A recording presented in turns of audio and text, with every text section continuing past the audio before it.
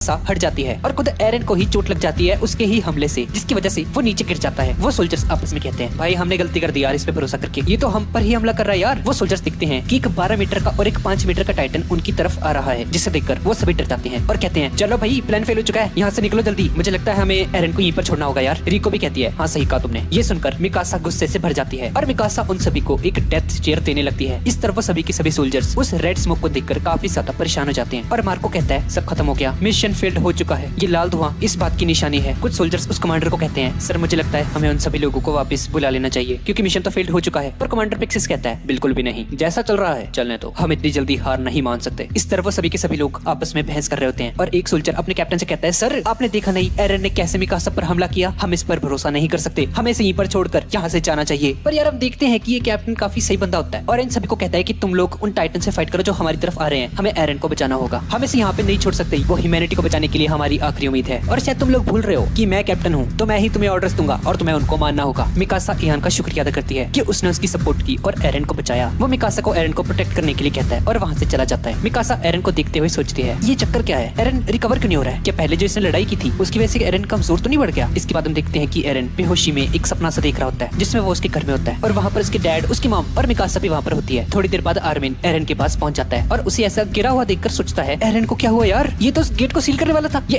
ऐसे कैसे लेटा हुआ यहाँ पे। और भाई देखते ही देखते वहाँ पर बहुत सारे टाइटन्स आने लगते हैं, 4 मीटर 5 मीटर 6 मीटर का और 12 मीटर तक के भी टाइटन्स वहाँ पर आने लगते हैं धीरे धीरे। मिकासा समझ जाती है कि वो सभी के सभी टाइटन्स एरन की तरफ आ रहे हैं उसे खाने के लिए। आर्मिन मिकासा से पूछता है कि ये एरन ऐसे क्यों लेटा हुआ है। मिकासा उसे समझाती है एरन ने अपने टाइटन का कंट्रोल खो दिया है और वो बहुत देर से ऐसे ही बेहोशी में पड़ा है। आर्मिन मिकासा से कहता है मिकासा मैं एरन को होश में लाने की कोशिश करता हूँ, तब तक तुम उन टाइटन्स को रोक के रखो। और आर्मिन एरन को होश में लाने के लिए उसकी गर्दन में तलवार घुसा देता है जो कि एरन के हाथ में घुस जाती है और एरन झटपटाने लगता है। एरन के शांत होने पर आर्मिन उसे कहता है उठो एरन क्या हुआ तुम्हें। लेकिन एरन को कुछ भी समझ नहीं आ रहा होता, उसे बस ऐसा लगता है कि आर्मिन उसके घर के बाहर खड़ा है और कुछ उसको बताने की कोशिश कर रहा है। आर्मिन की बातें एरन तक नहीं पहुंच पा रही होती। इसके बाद हम जीन, एनी और कोनी को देखते हैं जिनके पीछे टाइटन्स पड़े होते हैं और उनके बाकी साथियों को टाइटन्स खा चुके होते हैं। फिर हम देखते हैं एनी और कोनी टाइटन से बचते हुए एक दीवार पर पहुंच जाते हैं, पर जीन का ओडियम गियर खराब हो जाता है जिसकी वजह से वो दीवार पर नहीं चढ़ पा रहा होता और उसके पीछे एक टाइटन वहाँ पर आने लगती है। जीन एक घर में जाकर छुप जाता है और इस तरफ आर्मिन एरन को अभी भी होश में लाने की कोशिश कर रहा होता है और इस पर आर्मिन एरन को बाहर की दुनिया के बारे में बताने लगता है कि कैसे एरन का बचपन से सपना था कि उसे बाहर की दुनिया को देखना है। एरन क्या हो गया तुम्हें तो बाहर की दुनिया को एक्सपीरियंस करना था, चलो उठ जाओ जल्दी। और भाई आर्मिन की ये टेक्निक काम कर जाती है और एरन होश में आ जाता है और जोर जोर से चिल्लाने लग जाता है। और इस तरफ रिको और उसकी एक और टीममेट को छोड़कर वो टाइटन्स उसके सभी के सभी टीममेट्स को खा जाते हैं। इस तरफ जीन एक मरे हुए सैनिक के ओडीएम गियर को निकालने की कोशिश करता है ताकि वो किसी न किसी तरीके से उस दीवार पर पहुंच सके, लेकिन तभी एक टाइटन उसके पीछे से आने लगता है। पर तभी मार्को वहां आकर उस टाइटन का ध्यान अपनी तरफ खींचता है। जीन वो ओडीएम गियर पहनकर वहां से भागने लगता है, लेकिन उस गियर में भी कुछ खराबी होने की वजह से वो एक टाइटन के सामने गिर जाता है। वो टाइटन उसे पकड़ने वाला होता है कि तभी कोनी वहां आकर उस टाइटन का ध्यान भटकाने लगता है और वो जीन को जल्दी से वहां से भागने के लिए कहता है। जीन वहां से अपनी जान बचाकर भागने लगता है, पर तभी एक और टाइटन जीन को खाने ही वाला होता है वहां पर आकर कि तभी एनी वहां पर आकर उसे बचा लेती है और वह सभी के सभी लोग उस दीवार पर चढ़ जाते हैं। तभी किसी के चलने की बहुत तेज आवाज आने लगती है और ये कोई और नहीं बल्कि एरन था जो कि उस बड़े से पत्थर को उठाकर उस गेट को सील करने जा रहा होता है। ये देखकर इयान उन सभी के सभी सोल्जर्स को एरन को किसी भी कीमत पे प्रोटेक्ट करने के लिए कहता है ताकि वो उस गेट को सील कर सके और वह सभी के सभी सैनिक उन टाइटन्स का ध्यान भटकाने लगते हैं और एरन के रास्ते से सभी टाइटन्स को दूर करने लगते हैं। पर इस पूरे के पूरे प्रोसेस में कई सारे सैनिक उन टाइटन्स के हत्थे चढ़ जाते हैं और मारे जाते हैं और इयान भी एक सैनिक को बचाते हुए उन टाइटन्स का खाना बन जाता है। भाई इयान तो मस्त बंदा था यार, इसने एरन पर भरोसा किया था और उन सभी के सभी टाइटन्स को मारने के बाद सिर्फ एक टाइटन रह जाता है आखिरी में, जिसे मिकासा मार देती है और एरन उस पत्थर से उस गेट को सील कर देता है। और ये देखकर रिको खुशी से रोने लग जाती है और कहती है साथियों तुम्हारी कुर्बानियां बेकार नहीं गई, हमने कर दिखाया। और रिको येलो स्मोक फायर कर देती है और कहती है हमने हिस्ट्री क्रिएट कर दी, हमने उन टाइटन्स को हरा दिया। और वो येलो स्मोक देखकर सभी लोग समझ जाते हैं कि मिशन सक्सेसफुल हो चुका है। फिर कमांडर पिक्सिस रीइंफोर्समेंट यूनिट को भेज देता है सभी सैनिकों की मदद के लिए। इस तरफ हम देखते हैं कि आर्मिन एरन को उसकी टाइटन फॉर्म से बाहर निकलता है और तभी 2 टाइटन उन पर अटैक करने लगते हैं, लेकिन तभी कैप्टन लीवाई की एंट्री होती है और वो बड़े ही जबरदस्त तरीके से उन दोनों के दोनों टाइटन्स को मार देता है। और उस दीवार के पास जो भी सैनिक इकट्ठे हुए थे सोल्जर्स उन सभी पर हमला करके उन्हें मार देते हैं और बचे हुए टाइटन्स को सर्वे कॉप्स मार देते हैं और उनमें से 2 टाइटन्स को वो लोग जिंदा भी पकड़ लेते हैं और उन्हें बंदी बना लेते हैं। इसके बाद हम देखते हैं कि जीन मार्को को मरा हुआ दिखता है जिससे वो काफी ज्यादा हैरान हो जाता है और सभी के सभी सोल्जर्स को जला दिया जाता है। इसके बाद हम देखते हैं एरन को जो कि होश में आते ही अपने आप को जेल में पाता है और उसके सामने होते हैं सर्वे कॉप्स के हेड कमांडर एरविन और कैप्टन लीवाई जो एरन को बताते हैं कि वो इस वक्त मिलिट्री पुलिस के कस्टडी में है। कमांडर एरविन एरन को उसकी चाबी दिखाते हैं जो कि उसके फादर ने उसे दी थी, वही बेसमेंट वाली चाबी, और वो एरन से बोलते हैं ये चाबी तुम्हें वापस मिल जाएगी। ऐसा सुनने में आया है कि शिकांशिना डिस्ट्रिक्ट में तुम्हारे घर के बेसमेंट में टाइटन्स के बारे में कुछ राज छुपे हुए हैं। एरन, क्या ये बात सच है? एरन कहता है, हाँ कमांडर, ये बिल्कुल सच है। मेरे पापा ने तो ये कहा था, पर मैं यहाँ पे क्यों हूँ? मैं आपका दुश्मन थोड़ी हूँ। मुझे जेल में क्यों बंद किया हुआ है आप लोगों ने? वो कैप्टन उससे कहता है, डरो मत, अभी तुम्हें सिर्फ कस्टडी में रखा गया है। शायद तुमने नहीं पता, पर तुमने अपने ही सोल्जर पर हमला किया था जब उस टाइटन की फॉर्म में थे तुम। और मुझे लगता है हम वॉलमारिया में जाकर तुम्हारे घर के बेसमेंट तक पहुंच सकते हैं और हमें तुम्हारी टाइटन पावर्स की जरूरत पड़ेगी। और हमें ऐसा भी लगता है कि वो कोलोसल टाइटन और आर्मर टाइटन बिल्कुल तुम्हारे ही जैसे हैं। एरन उस कैप्टन से कहता है, सर मैं सर्वे कॉर्प्स का मेंबर बनना चाहता हूँ और सभी के सभी टाइटन्स को मारना चाहता हूँ। जो भी मेरे रास्ते में आएगा मैं उन सभी को मार दूंगा। कैप्टन लीवाई उस कमांडर से कहता है, सर आप चिंता मत कीजिए, एरन की पूरी रिस्पॉन्सिबिलिटी मैं लेता हूँ और अगर इस बार इसने हमें धोखा दिया तो मैं पर्सनली इसका गला काटूंगा। और हाँ, बधाई हो एरन, अब तुम ऑफिशियली सर्वे कॉर्प्स के एक मेंबर बन चुके हो। इसके बाद हम देखते हैं कि वॉल सेना के अंदर सभी लोग बात कर रहे होते हैं। ओए, क्या ये बात सच है? अब इनके पास भी एक टाइटन है, मिलिट्री वालों के पास एक सोल्जर है ये एरन नाम का, जो कि टाइटन में ट्रांसफॉर्म हो सकता है। भाई चलो शुक्र है हमारी तरफ भी एक टाइटन है यार। अब मुझे लगता है वॉलमारिया को भी हासिल कर सकते हैं। और अब इसके बाद एरन को कोर्ट में पेश किया जाता है और कुछ सोल्जर्स उसे एक पोल से बांध देते हैं। एरन को कुछ समझ नहीं आ रहा था कि